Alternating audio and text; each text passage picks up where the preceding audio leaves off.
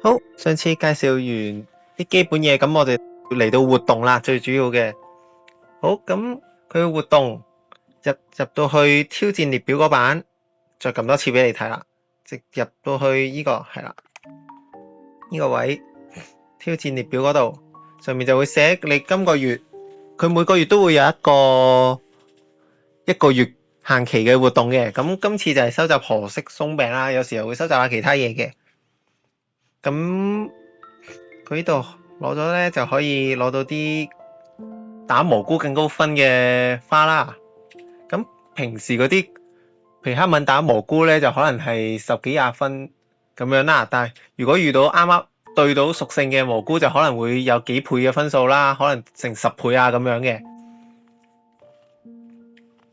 咁下面就主要係佢嘅任務。呢度佢每完成四次任務，咁就可以額外獲得一個依次活動特別大倍數嘅，即係例如平時嗰啲可能10幾20分嘅去計打蘑菇嘅時候，呢個就會有300分，就係呢個月嘅限定嘅皮克敏，通常有一套咁樣啦。陣間我開下其他月份嘅皮克敏出嚟，就可以睇到成套噶啦。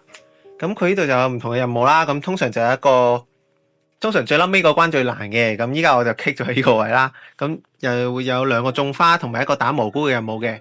咁其他進度大概有啲咩咧？就大概有啲行路啊、種花、種普通種花有啦，仲有啲探險啊，又或者係種皮克敏要種3隻咁樣。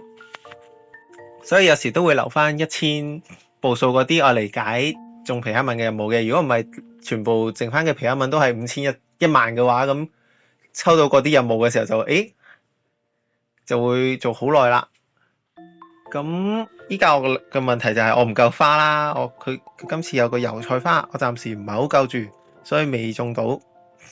佢另一隻花我就一直抽唔到佢種，可能有規律嘅，不過暫時我就未見到啦。佢可能係有啲規律，唔知去到邊度嘅時候就種邊隻花，咩進度嘅時候就一定會抽到呢啲任務，可能有啲規律嘅。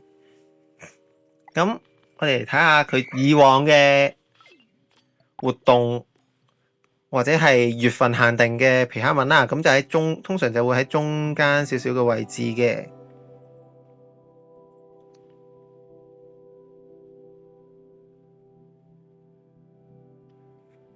就例如呢度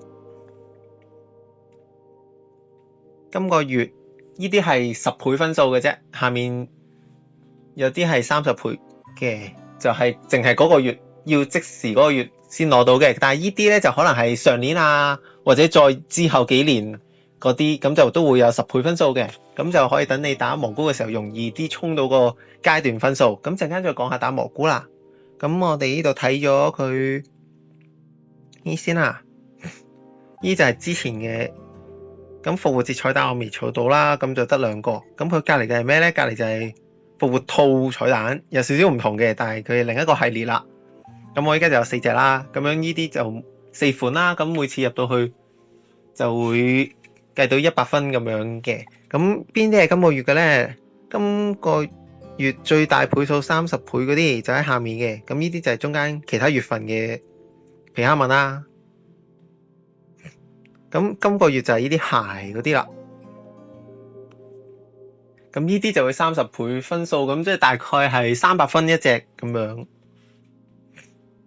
或者叫做額外加300分啦。佢好似唔係倍數出嚟嘅，額外加到300分嘅呢啲係會。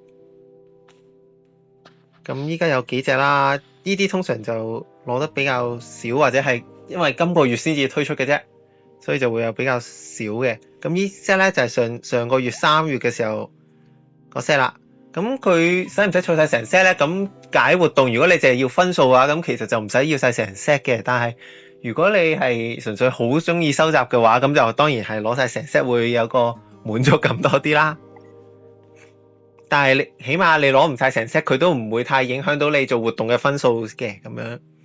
咁2月情人節咁就有成堆朱古力啦。咁1月佢就今次出咗啲年菜，12月就有啲聖誕裝飾，11月就有啲零食，因為好似係佢每年嘅週年慶典就係11月左右嘅，好似係。睇下有冇寫獲得嘅日期。咦？呢個係12月啊？咦，係喎，12月喎，咁應該係12月會有呢啲慶祝活動。咁再望下前面啦，呢啲又係另一啲之前呢啲就係1月嗰個系列嘅皮克敏。仲有啲蛋糕，蛋糕呢個就肯定係啦，呢個蛋糕11月係啦。11月就係佢每年嘅周年慶典，咁依家已經係3週年啦，咁佢仲有2週年嗰啲嘅。咁我哋再往上望下啦，跟住仲有時有啲就冇咁關嗰個月份事嘅，佢就2024眼鏡咁樣就出咗一個系列。佢每個月都會有一個新嘅系列啦，即係有時有啲啱主題啲嘅就萬聖節嗰啲就可以有啲萬聖節特色嘅皮克敏啦。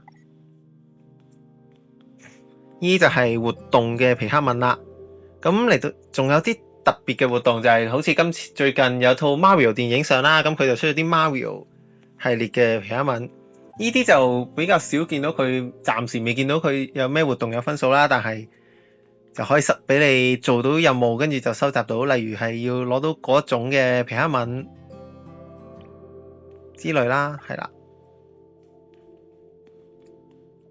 另一種睇下揾唔揾到一個先，就係去指定地點攞嘅皮克敏，佢要去到特定嘅商鋪先可以攞到嘅。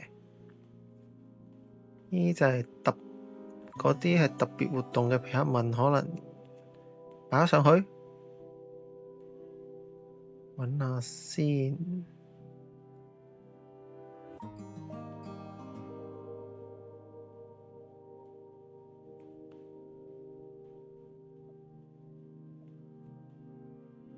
因為佢後面皮克敏嘅數目都幾多下，依家可以順便望下佢唔同嘅皮克敏啦，睇我未揾到之前。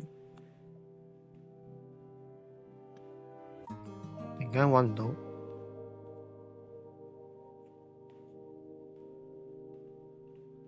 玩意啊！喺度揾到啦，終於，太多謝啦。例如呢度佢最近西九龍高鐵站嗰度附近有活動，咁就特登行到去嗰個站嗰度，我就特登試咗啦。咁啱經過附近，行咗過去，咁就發覺可以攞到一隻咁樣嘅皮克敏咯。佢之前仲有啲其他站嘅，不過頭先碌唔到就算數啦。咁我哋蘑菇啱啱呢度有得收集，咁就講埋啦。